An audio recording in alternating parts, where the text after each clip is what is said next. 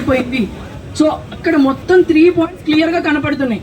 So ఇది సార్కి first ఇది లీగల్ నోటిఫికేషన్ అన్న ఆయన ఇది ఇల్లీగల్ నోటిఫికేషన్ అని చెప్పి ఆయన భయపడిపోయాడు. ఎందుకంటే నేను ఓన్లీ ఒక డిపార్ట్మెంట్ మాత్రమే చూపించాను, ఇలాగ మిగతా చాలా డిపార్ట్మెంట్స్ ఉన్నాయి. ఎంతలా వైలేషన్ జరిగింది అనేది ఇంకా ఆయన ఊహకు అర్థమైపోయింది. సో ఇప్పుడు దీని సొల్యూషన్ ఏంటి, అసలు ఏంటి 33% రిజర్వేషన్ అసలు ఎలా ఇవ్వాలి ఏంటి అని చెప్పేసి అని అడిగి నేను అవన్నీ ఎక్స్ప్లెయిన్ చేశాను. ఇప్పుడు అది చాలా టైం పడుతుంది చెప్పడానికి. బట్ బేసికల్గా ఏంటంటే వైలేషన్ జరిగిందని చెప్పి నేను రోస్టర్ పాయింట్స్తో కూడా మెన్షన్ చేసి నేను ఒకటే క్వశ్చన్ అడిగాను, మీరు ఎగ్జామ్ పోస్ట్పోన్ చేసి కరెక్షన్ చేసి ముందుకెళ్తే ఇది బతుకుతుంది, లేకపోతే ఇది ఎప్పటికైనా అయిపోతుంది, దాంతోపాటు మా జీవితాలు నాశనం అయిపోతాయి.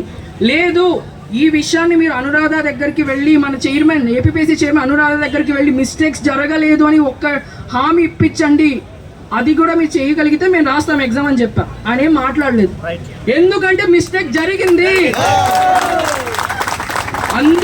అందుకే రోస్టర్ పాయింట్స్ కరెక్ట్ చేస్తామనే మాట వాళ్ళు చెప్పట్లేదు. మెయిన్స్ తర్వాత కూడా తప్పు జరిగినప్పుడు తప్పించుకోవడానికి ప్రయత్నిస్తున్నారు. సో ఇంకొక విషయం ఏం చెప్పాలంటే లోకేష్ గారి దృష్టికి వెళ్ళింది ఇది. సో లోకేష్ గారు ఒక క్వశ్చన్ అడిగారంట, నేను 90 రోజులు నేను ఈ నోటిఫికేషన్ ఆపుతాను, కానీ ఫర్దర్గా లీగల్ కాంప్లికేషన్స్ రాకుండా ఎలా దీన్ని కాపాడుతారని చెప్పి చిరంజీవి గారిని అడిగారనమాట.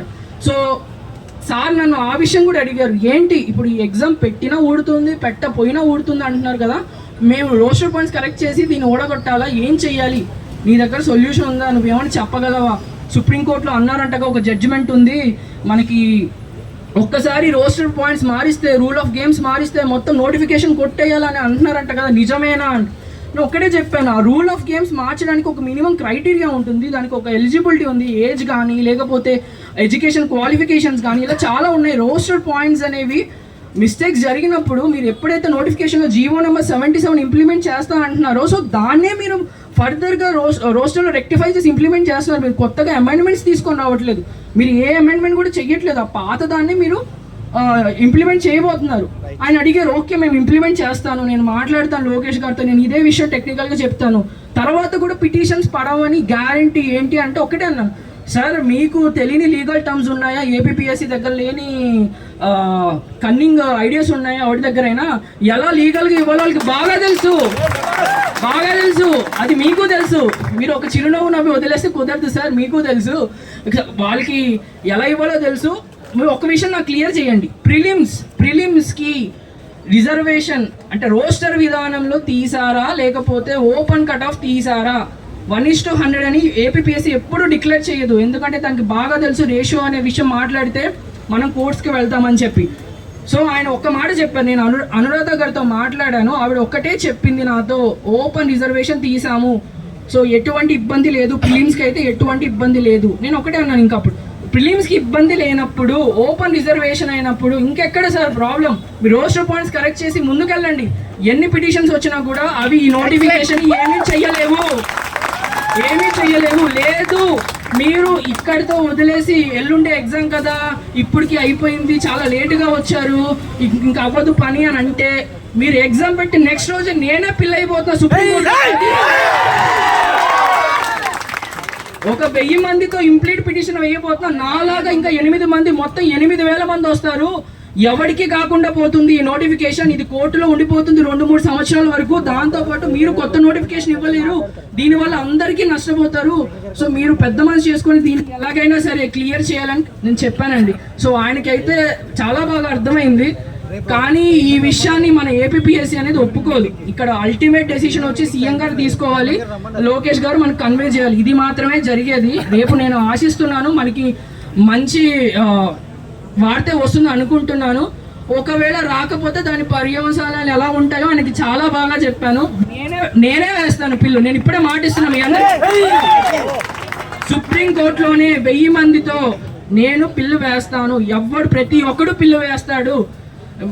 ఎగ్జామ్ పెట్టుకొని వెళ్ళిపోతానంటే ఇది ఎక్కడితో అయ్యేది కాదండి, చాలా దూరం వెళ్తుంది.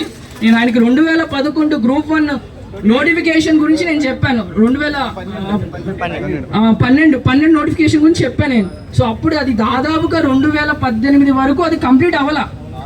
4 మనకి ప్రిలిమ్స్ లో మన క్వశ్చన్స్ తప్పు ఉన్నాయని చెప్పేసి 2-3 సార్లు మెయిన్స్ పెట్టి ఇంటర్వ్యూస్ కండక్ట్ చేసి ఫస్ట్ టైం ఇంటర్వ్యూ దాకా వెళ్ళిన వాళ్ళు నెక్స్ట్ టైం మెయిన్స్ పెడితే కనీసం 70% మంది కూడా సెలెక్ట్ అవ్వలేదంట. వాళ్ళందరూ ఇప్పటికి కూడా అదొక పీడకలలా మిగిలిపోయింది వాళ్ళకి. సో ఇలాగా ఆయనకి చెప్పాను, మీరు ఇవన్నీ చూశారు, మీరు అన్ని చూశారు. లీగల్ కాంప్లికేషన్స్ వస్తే జీవితాలు నాశనం అయిపోతాయనే విషయం మీకు తెలుసు సార్, మీకు బాగా తెలుసు. తెలిసి కూడా మీరు ముందుకు వెళ్దాం అనుకోవడం చాలా తప్పండి. మీరు ఒక ఎమ్మెల్సీ కన్నా ముందు మీరు ఒక టీచర్, సో మీరు దీన్ని కరెక్ట్ చేయాలా కానీ మీరు నేను వెళ్ళిపోతాను, నేను పొలిటీషియన్ లాగా అంటే కుదరదని చెప్పాను. సార్ చాలా సానుకూలంగా స్పందించారు, ఎందుకంటే ఆయనకు అర్థం కాలేదు అంతకు ముందు రోస్టర్ పాయింట్స్ మిస్టేక్. ఎందుకంటే రోస్టర్ పాయింట్స్ మిస్టేక్ అనేది చాలా కాంప్లెక్స్ థింగ్ అండి. నేను ఈవెన్ ఇప్పుడు మన మిస్టేక్స్ గురించి చెప్పినా ఖచ్చితంగా ఇది ముందుకు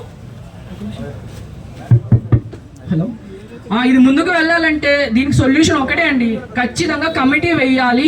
ఎగ్జామ్ ఆపి 2-man కమిటీ కానీ వాళ్ళకి ఉన్న ఏ పాసిబిలిటీస్ అనే కమిటీ వేసి రోస్టర్ పాయింట్స్ ఏ డిపార్ట్మెంట్స్లో వైలేషన్ జరిగాయి, ఎంత మేరకు జరిగాయి, అది ఫస్ట్ ఆఫ్ ఆల్ వాళ్ళు ఒక ఎగ్జిక్యూటివ్తో మనకి క్లారిఫై సర్టిఫై చేయించి దాన్ని రోస్టర్ పాయింట్స్ కింద రెక్టిఫై చేస్తే మాత్రమే అది ఒక పర్ఫెక్ట్ రోస్టర్ రెక్టిఫికేషన్ అవుతుంది అనే విషయం నేను క్లారిటీగా చెప్పాను.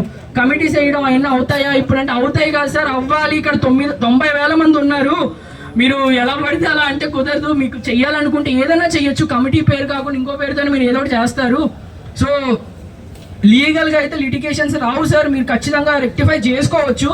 ప్రిలిమ్స్ పోద్ది, నోటిఫికేషన్ క్యాన్సిల్ అయిపోద్ది, రిట్ పిటిషన్ వేశారు, వాళ్ళకి మళ్ళీ నెక్స్ట్ హీరింగ్ ఉంది. నేను ఒక్కటే అన్నా, వేసింది ముగ్గురు వేశారు కాబట్టి పక్కకి వెళ్ళి ఆడుకోమన్నారు. అదే 10,000 మంది వస్తే ఆ నోటిఫికేషన్ ఎక్కడికి వెళ్తుందో ఊహించుకోండి మీరు అన్నారు. ఊహించుకోమని ఒక్కటే మాట చెప్పాను నేను. ముగ్గురు ఉన్నారు కాబట్టి జడ్జి గారు వెళ్ళిపోండి అమ్మా, మీకు మెయిన్స్ తర్వాత చూస్తాను రోస్టర్ గురించి, ఇప్పుడు కాదు పక్కకి వెళ్ళిపోండి అన్నారు.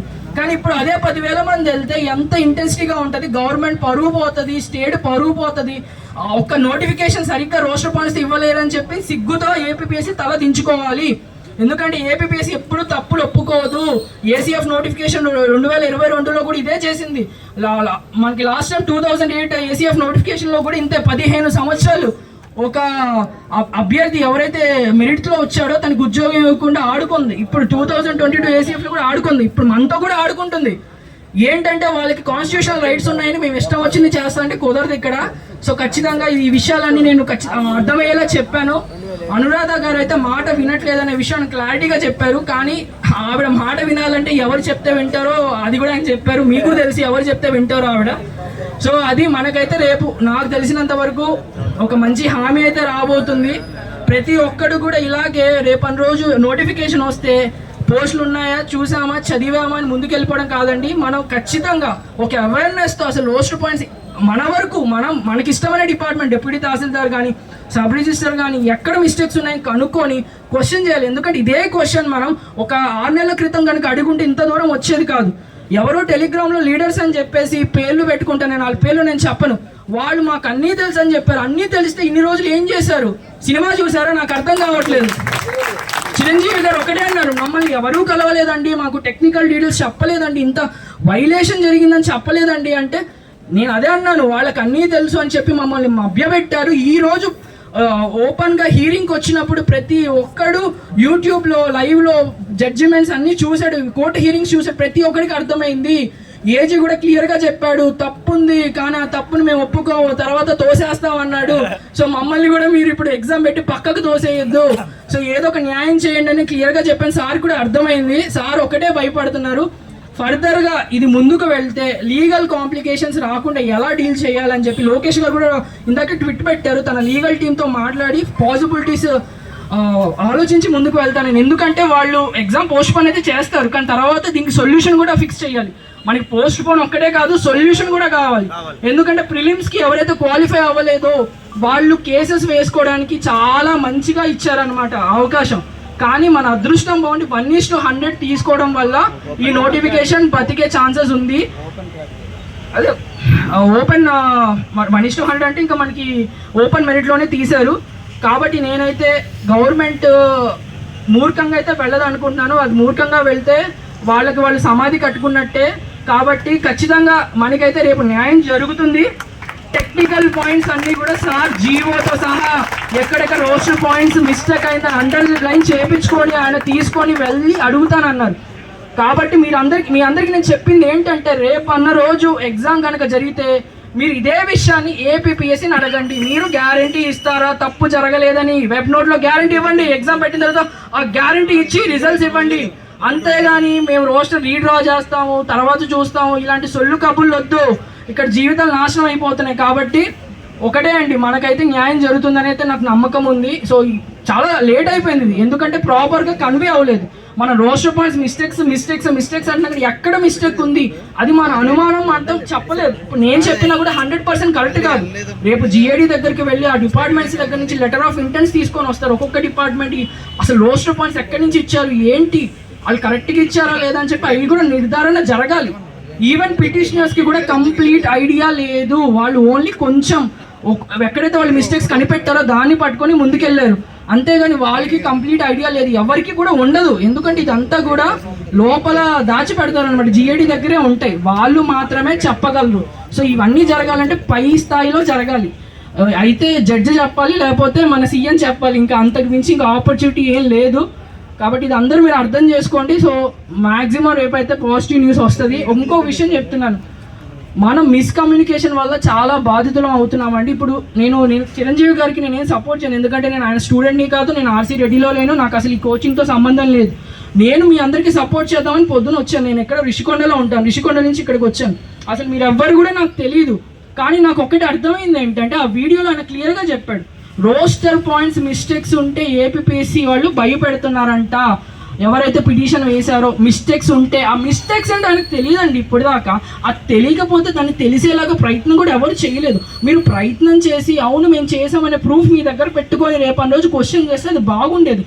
ఎవరో పనికి మళ్ళీ టెలిగ్రామ్ ఛానల్స్ అంటే వాళ్ళు మనకి హెల్ప్ చేసి ఉండొచ్చు, కానీ వాళ్ళు ఒక హిడెన్ ఎజెండాతో టార్గెట్ చేసి అదే పనిగా ఫోన్ చేసి చంపేయండి అతను. ఎవడో కడప నాకు ఫోన్ చేశాడు, నెల్లూరు ఫోన్ చేశాడు, నేను వాళ్ళకి ఎమ్మెల్సీ అసలు ఎలాగండి చెప్పండి అని చెప్పి నాతో అడిగారు. ఇంకా మన వాళ్ళతో కూడా అడిగారు. సో మీరు ఒక్కసారి ఫస్ట్ మనం ఏదైనా ఒకటి క్వశ్చన్ చేసిన తర్వాత ప్రాపర్ వేలో అడిగితే బాగుంటుంది. ఏదో వీడియో వైరల్ అయిపోయిందని అని చెప్పి మనం ముందుకు వెళ్ళకూడదు. రోస్టర్ పాయింట్స్ మిస్టేక్ అయితే ఎంత మిస్టేక్ అయింది దాని మీద ఒక అవగాహన, కనీస అవగాహన మనకుంటే దాని మీద క్వశ్చన్ చేద్దాం. రోస్టర్ మిస్టేక్స్ అని మనం ఊరికే ఒక్క మాట పట్టుకొని మనం చిరంజీవి గారిని అంతలా చేయడం అయితే కరెక్ట్ కాదు. ఎందుకంటే ఇప్పుడు నేను ఎక్స్ప్లెయిన్ చేసిన తర్వాత రేపటి రోజు అది ముందుకు వెళ్ళిపోయారు అనుకోండి, ఇదే పాయింట్ పట్టుకుని అడుగుతాం. నేను ఆయనకు రాసి కూడా ఇచ్చాను, ఏపీపీఎస్సీని అడగండి, తప్పు లేదని చెప్పి వాళ్ళు ఒక వెబ్ నోట్ రిలీజ్ చేయమనండి. ఎందుకని చేయలేరు, చేస్తే కోర్టులో వాళ్ళకి ఎలా పడాలో అలా పడతాయి అన్నమాట చివాట్లు. కాబట్టి వాళ్ళు అది ఎప్పటికీ చెయ్యరు.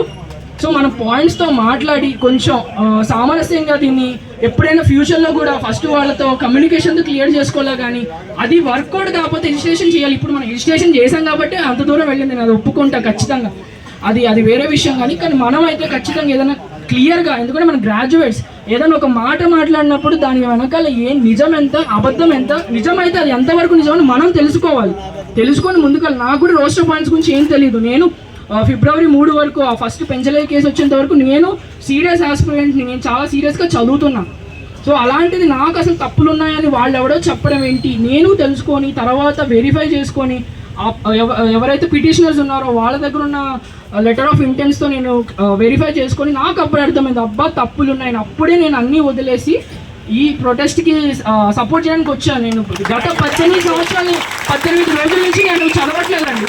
18 రోజుల నుంచి నేను చదవట్లేదు. ఎందుకంటే నాకన్నా నాతో పాటు ఉన్న అందరూ కూడా ముందుకు వెళ్ళాలి, న్యాయబద్ధంగా వెళ్ళాలి. నేను తొక్కేసుకుంటా వెళ్ళిపోతాననే బుద్ధి నాకు లేదు.